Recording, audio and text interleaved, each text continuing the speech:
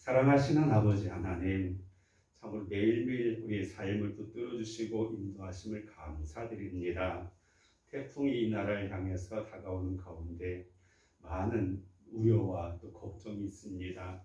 힘들여 지은 농산물이 이와 같은 태풍에 의해서 한순간에 물거품이 되지 않도록 우리를 보호해 주시고 건강도 지켜주시며 또 다가오는 추석을 맞이하는 모든 가정들이 우환이 없도록 하나님께서 우리 가운데 역사하여 주옵소서. 이 밤도 저희들 주님의 이름으로 모여 예배드릴 때 하나님 홀로 영광 받아주시고 말씀을 통해서 우리 믿음의 선진들이 어려운 고비들을 어떻게 극복했고 우리 또한 우리들의 주어진 삶 속에서 어떻게 주님의 영광을 드러낼 것인가 항상 묵상하고 기도하고 성숙을 이뤄갈 수 있도록 인도하옵소서. 아버지 하나님, 우리 구원길 붙들어 주시고 우리 지역사회 속에서 우리가 해야 될 일들을 잘 감당해 나가는 건강한 교회, 성숙한 교회 되어지게 하옵소서. 예수님 이름으로 기도드리옵나이다. 아멘. 우리 함께 찬송드리겠습니다. 374장입니다. 나의 믿음 약할 때.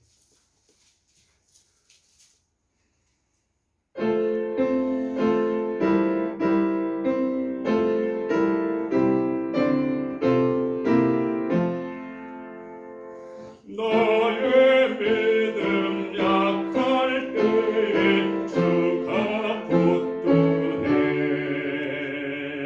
나를 깨일 때에 주가 붙드네.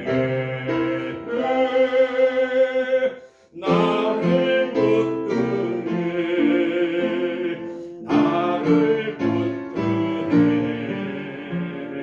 사랑하는 나의 주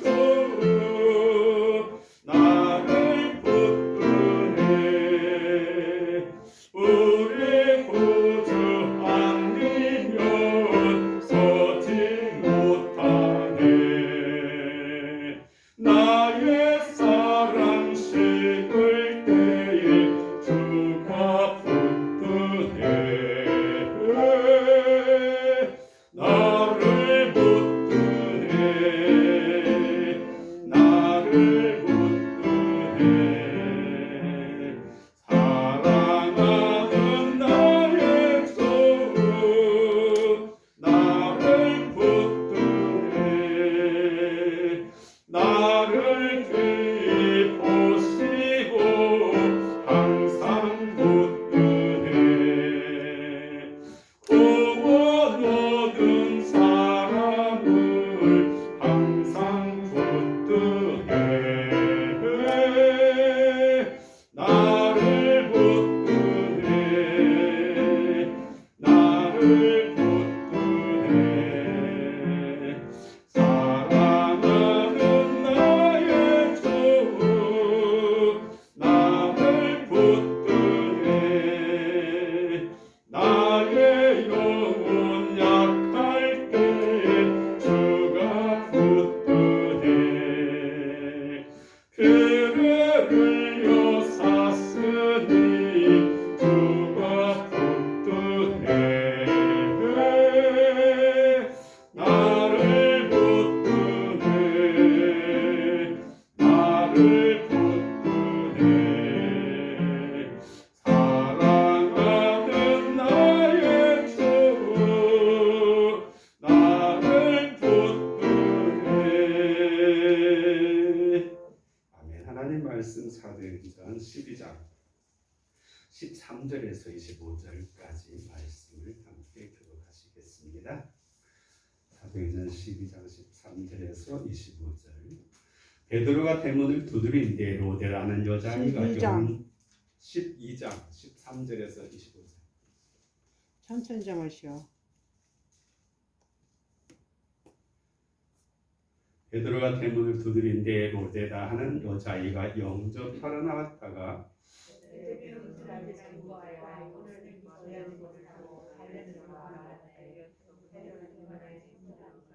그들이 말하되 내가 미쳤다 하나 여자아이는 힘써 말하되 참말이라 하니 그들이 말하되 그러면 그의 천사라 하더라.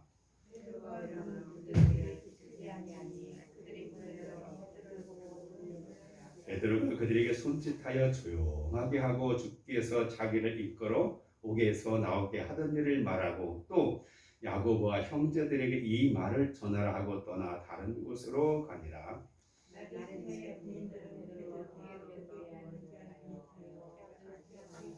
헤롯이 그를 찾아도 보지 못하매 파수꾼들을 신문하고 죽이라 명하니라. 헤롯이 유대를 떠나 가이사라로 내려가서 머무니라.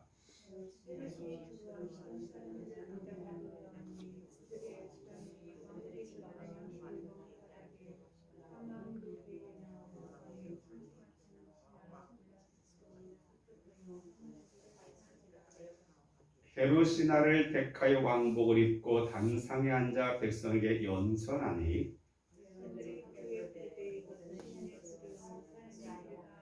헤롯이 영광을 하나님께로 돌리지 아니하므로 주의 사자가 곧 친히 벌레에게 먹혀 죽으니라. 같이 있습니다. 바나바와 사울이 구조하는 일을 마치고 마가라는 요한을 데리고 예루살렘에서 돌아오니라. 아멘. 네, 오늘 본문을 보면은 그 감옥에서 풀려난 베드로, 그를 위해서 기도했던 교회의 반응, 그리고 그 사건 때문에 일어나는 헤롯이 이제 파수꾼들을 죽이는 장면, 그리고 난 다음에 이제 바나바와 바울이 다시금 그 사역을 안디옥에서 하는 그런 내용이 본문에 소개되어지고 있고, 전체적인 흐름 속에서 우리가 주목할 수 있는 것은 이 헤롯이 자기가 신의 소리다 하니까 영광을 받으려고 하다가 결국 벌레에 죽었다라고 말하고 있는데, 참된 영광은 바로 하나님께 우리가 돌려야 된다, 그렇게 여겨집니다. 먼저 재미있는 것은 바로 13절과 14절 이하에 보면은 기도하던 성도들의 반응, 그리고 이 노대라고 하는 이제 어린 여자아이에 대한 그런 내용이 아주 재미가 있게 소개되고 있습니다. 베드로가 막 문을 두드리니까 행동이 빠른 젊은 여자였던 로데가 영접하러 나왔고, 그는 음성만 듣고도 베드로라고 딱 그는 벌써 알았어요. 그만큼 베드로의 음성에 특색이 있던지 아니면 그와 친분이 있던지, 어쨌든 그는 그렇게 너무 기뻐가지고 문을 열 생각도 못하고 그냥 베드로 얼굴 보지도 않고 다시금 뛰어들어가서 기도한 사람들에게 베드로가 나왔어요, 베드로가 왔어요, 막 이렇게 고함을 지르게 돼요. 그런데 재밌는 것은 기도한 사람들의 표현이에요. 그들은 뭐라고 했어요? 네가 미쳤다. 참. 그래요. 네가 미쳤다는 거예요. 그들은 기도하면서도 실제로는 기도의 능력이, 기도의 응답이 이루어질 줄에 대해서는 기대조차 하지 않았던 게 오늘 우리의 솔직한 우리 믿음의 또 기도의 우리 자세가 아닌가라는 생각이, 바로 초대교회 정말 믿음 좋은 사람들 아닙니까? 그런 어려운 시기에 오직 믿음, 오직 하나님께 기도하는 그런 열정 있는 사람들인데도 정작 자기들의 기도가 이렇게 응답되었다는 사실에 대해서 오히려 그 말을 전해준 여자를 향해서 네가 미쳤다. 아니다, 나 진짜 꼭 봤다 하니까 그럼 그게 천사다. 이렇게 하는 것, 사실 그래요. 우리가 성경을 보면은 우리가 일반적인 상식이나 세상적인 기준을 통해서 우리가 그것을 검토하고 비교하는 것은 그 자체가 잘못된 거다라고 볼 수가 있겠습니다. 성경은 성경으로서 우리가 받아들여야 되고, 하나님의 능력은 우리 인간의 능력을 초월한 것으로서 받아들이는 자세가 성경을 이해하고 하나님에 대한 이해를 더하는 그런 가장 중요한 거라고 볼 수가 있겠습니다. 근데 어쨌든 하나님께서는 이런 기적을 뭐 날마다 행하시는 거 아니지 않습니까? 정말 베드로에게 행했던 이 기적, 이것은 정말 특이한 것이었고, 당시 교회가 이런 핍박과 어려움 속에서도 하나님께서 우리를 버리지 아니하시고 우리 가운데 역사하신다라고 하는 그런 생생한 현장감을 보여줌으로써 어떤 역경, 어떤 도전, 어떤 어려움 속에서도 하나님 우리 편이고 하나님은 자기 백성들을 구원하시는 분이다 라는 사실들을 똑똑히 새겨주는 그런 하나의 그런 이야기라고도 볼 수가 있겠습니다. 그렇기 때문에 그들은 죽음을 불사하고, 초대교회 성도들의 별명 중 하나가 뭐냐면 세상이 감당하지 못하는 사람들이다. 웬만한 사람들은 이렇게 저렇게 막 유업하면은 유업에 넘어가거든요. 너 그 까불다가 감옥에 집어넣을 거야? 아니면 벌금 때릴 거야? 아니면 뭐 이렇게 할 거야? 잠시 권력을 가지고 유업해도 성도들 그 유업이 안 통해. 왜? 우리 누가 있어서요? 하나님이 계시기 때문에. 하나님이야말로 우리가 참으로 두려워할 뿐이고 하나님이야말로 자기 백성을 사랑하시고 구원하는 분이라는 사실을 그들은 이런 사실들을 통해서 생생하게 그들은 주목하고 또 기억하고 의지하고 있었기 때문이에요. 근데 지금 베드로는 뭐 하고 있어요? 계속 문 두드리는 거 아니 누군가가 나 이거야 문 열릴 것이 나오더니 그냥 다시 쏙 들어가 버리니까 베드로는 그냥 얼마나 사실 감옥에서 있어가지고 제대로 잠도 못 자고 자다 말고 그냥 천사가 옆구리 쳐가지고 깨가지고 그냥 나와가지고 지금 정신없이 왔는데 문도 안 열어주니까 계속 두드리고 있는 거예요. 그래가지고 이제 와가지고 사람들이 문을 갖다가 열어주고 그리고 놀랬다. 진짜네? 아까는 그 노대의 말만 들었지 사실은 진짜 보지를 못했잖아요. 근데 그 현실감 있게 직접 베드로를 눈으로 목도하는 놀라운 역사가 나타나기 시작했다. 그렇게 말씀하고 있습니다. 그래서 이제 베드로가 나온 이야기에 대해서 그들에게 자세하게 조목조목 설명해 주게 되어집니다. 손짓해가지고 조용조용 하십시오. 그렇잖아요. 수근수근 얼마나 많이 됐겠어요. 그러면서 하나님께서 천사를 보내가지고 이렇게 파수꾼들이 지키고 있었는데 그들이 그냥 지나치면서 착고가 풀리고 감옥문이 열려지고 그렇게 와가지고 여기까지 왔다. 이런 이야기를 이제 자세하게 되어졌습니다. 그리고 난 다음에 아무래도 지금 베드로가 감옥에서 어떤 놈의 탈옥이잖아요. 탈옥. 이건 큰 범죄입니다. 그러니까 다른 곳으로 떠나갈 수밖에 없었어요. 거기다가는 이 사람들에게 큰 화가 닥칠 수밖에 없기 때문에 그래서 이제 그 사람들에게 특별히 야고보 그 형제들에게 이 말을 전하라. 여기서 말하는 야고보는 사도 야고보는 이미 순교당하였고 여기서 말하는 야고보는 예수님의 그 동생 야고보 실질적으로 예루살렘 교회 리더로서의 역할을 감당했던 그 야고보가 이제 예루살렘 교회에서 그런 역할을 감당하고 있었는데 그런 지도자들에게 그 자리에 없었던 것 같습니다. 그래가지고 이렇게 되어서 내가 다른 곳으로 간다라고 말하고 떠나갔다라고 말합니다. 그러고 난 다음에 이제 뒤처리가 남아 있습니다. 일부러 4개조로 짜가지고 베드로를 지키게 만들었는데 그렇게 지켰던 베드로를 갖다가 끌어내서 죽이려고 사람 보냈더니 무덤이 이게 뭐야 감옥이 비어져 있는 거예요. 어떻게 없어진 줄 모르게. 그러니 모든 게 누구한테 가요? 파수꾼들한테. 그래서 이제 18절에 보면 나리샘의 군인들은 베드로가 어떻게 됐는지 알지 못하여 족장한테 소동하니 그렇죠. 이건 난리 났어요. 우리나라도 보면은 이런 군에서 어떤 하나의 사건이 터지면 어떻게 돼? 연대 책임이 돼가지고요. 그 지휘자들이 막 계속 해가지고 심지어는 막 국방장관도 막 뭐 그냥 떨어지잖아요. 막 그럴 정도 결이 떨어지고 진급이 문제가 되어지고 막 그런데 지금 이것도 큰일이에요. 그래가지고 어떻게 했어요? 헤롯이 어떤 사람이냐면 19절 그를 찾아도 보지 못하며 파수꾼들 신문하여 죽이라. 파수꾼들이 몇 명이에요? 16명인데 다 죽여버리는 거예요. 이게 사실 하나님의 역사를 통해서 보면은 하나님 믿는 자에게는 더할 수 없는 영광이 되어지고 참 큰 은혜가 되지만 그 뒤에 일어나고 있는 이면을 보면은 이런 어두운 부분도 많이 있어요. 어차피 뭐 그 사람들은 다 그렇게 된다고 볼 수 있겠지만 어쨌든 그렇게 헤롯은 아주 악한 사람이었어요. 그게 할아버지 닮아가지고 그래서 헤롯이 유대를 떠나 가이사라로 내려가서 머무니라. 그래서 헤롯이 이거 여는 역시 마음에 안 들어 해가지고 가이사라 지역, 가이사라는 총독이 거하는 곳이고 가이사라는 이방 사람들도 많이 있는 현대화된 이제 이 이스라엘 안에 있는 어쩌시면 노마식의 그런 도시가 바로 가이사라입니다. 거는 이제 총독도 있을 뿐만 아니라 백부장을 비롯한 로마의 군인들도 거하게 되고 또 그렇게 많이 있기 때문에 그래서 이제 20절에 보니까 배경이 바꿔져가 가이사라에서 일어났던 일 여기서 두로와 시돈 사람들 대단히 노여워했다. 여기서 두로와 시돈 사람들은요, 이 사람들은 그 항구 도시에 있는 항구에 가까이 끼고 있는 그런 국가예요. 그런데 나라가 굉장히 좁아요. 그런데 실제로 힘이 굉장히 강해요. 왜냐하면 이들은 일찌감치부터 무엇에 눈을 떴냐면 무역에 눈을 떴어요. 무역에. 그래서 배를 갖다가 많이 건조해가지고 이쪽 지역에 산업을 갖다가 다른 데 팔고 또 해가지고 수입하고 또 배달하고 하다 보니까 굉장히 그 부자 나라가 바로 이 시돈과 두로요. 실질적으로는 이 팔레스틴 여집에 살고 있지만은 그들은 생산물이 자기들이 직접 생산하는 것이 아니라 유대에서 나는 식물들을 그들 사서 먹게 됩니다.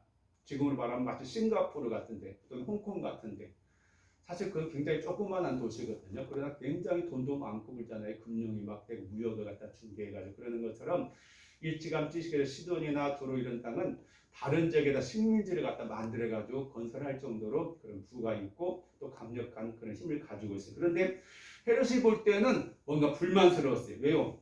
이 여기서 물건을 갖다가 사 먹으면서 감히 이 쟤네들도 이렇게 나가는 게 굉장히 기분 나빠가지고 관계가 안 좋았어요.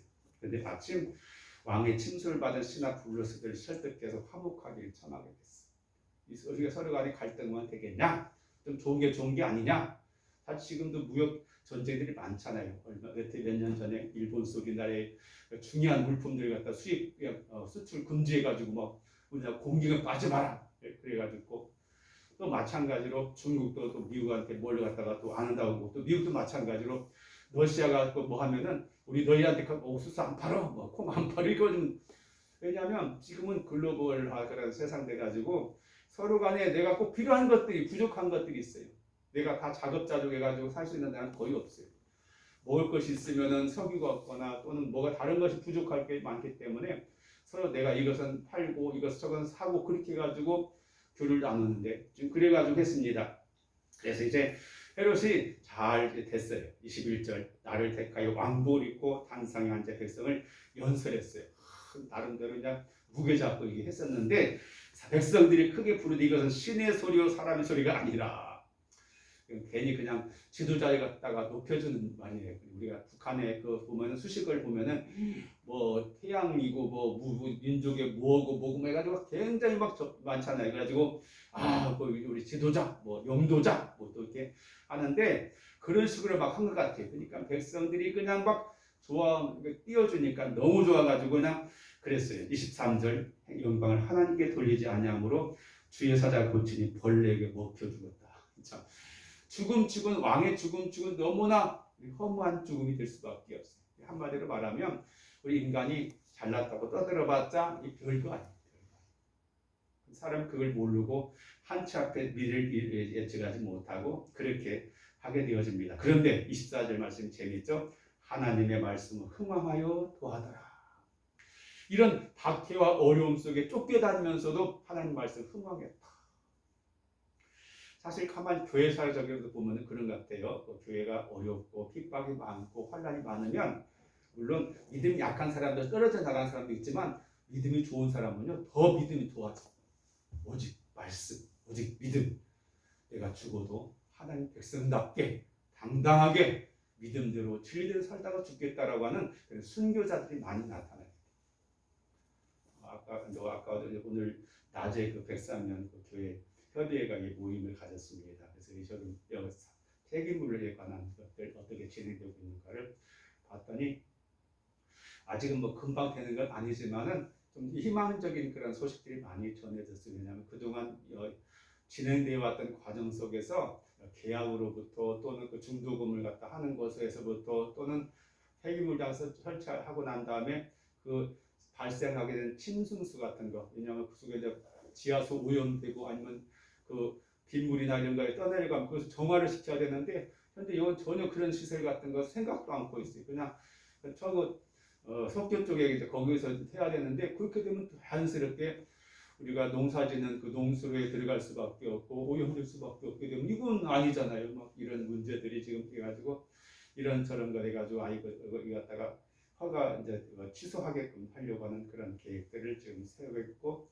진행시켜 나간다라고 하는 그런 것들이 이제 보고도 받고 그랬었는데 어쨌든 우리가 계속 관심을 가지고 이 일이 잘 추진될 수 있도록 그래서 아직 정말로 산업 폐기물이 있어도 우리 안에 있는 것만 처리하게 되는 그래서 건전하게 되는 그런 것이 돼야 된다라고 생각이 되어져가지고 모임을 가지고 같이 하게 되는데 어쨌든 우리가 이런 지역사회 속에서도 그렇고 하나님께서 원하시는 그런 협력해서 서로 이런 게 굉장히 중요하다고 볼 수 있습니다. 그래서 하나님 말씀 흥왕에서 더 낫다. 약할 때 강함이 되시는 것처럼 믿음 연약한 사람 어쩔 수 없이 떨어지지만 강한 사람 더 강해질 수밖에 없고 그 다음 25절 보면 바나바와 사울이 부조하는 일을 마치고 예루살렘 교회가 이 큰 흉년 때문에 어려움 당한 걸 알고 그래서 좀 여건이 나은 안디옥 교회에서 성도들이 십시일반 이렇게 도움받아가지고 구조하는 일을 마치고 그 다음에 중요한 게 그래서 마가를 데려오게 되죠. 이 마가는 바로 그 집에서 마가의 다락방이 있는 곳이고 그의 어머니가 이렇게 교회를 갖다가 이제 제공했던 그런 지역이 바로 마가의 집이었습니다. 그를 데리고 와서 함께 목회 사역에 하는 데 사용할 수 있도록 했던 걸 보게 됩니다. 겉으로 보면은 교회가 큰 환난과 핍박이 있지만 내용적으로 보면 그 속에서 역사는 하나님의 놀라운 손길과 또 은혜와 능력이 나타나는 걸 보게 됩니다. 우리도 사실 그래요.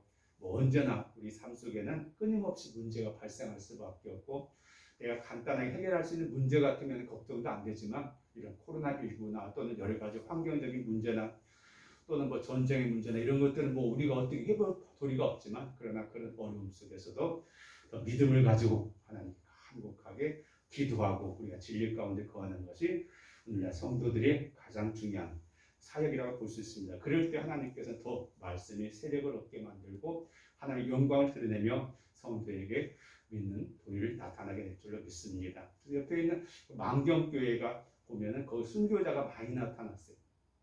몇십 명이 그냥 거기 6.25 때 공산군들이 와가지고 교회를 갖다가 성도들 갖다가 그 우물에다가 그냥 집어넣어가지고 그냥 매장시켜가지고 막 몇십 명이 함께 순교당해가지고 그 만경에 이제 그 순교관 갖다가 기념관을 갖다 하기 위해서 도에서도 시에서도 그리고 이제 그것에 가지고 같이 하기로 했는데 어쨌든 목숨보다 더 중요한 게 뭐냐? 바로 믿음이고 하나님의 뜻이라고 하는 그런 사실까지 우리가 기억하고 하나님 앞에 온전한 믿음을 드러낼 수 있는 우리 삶이 됐으면 참 좋겠습니다. 기도드리겠습니다.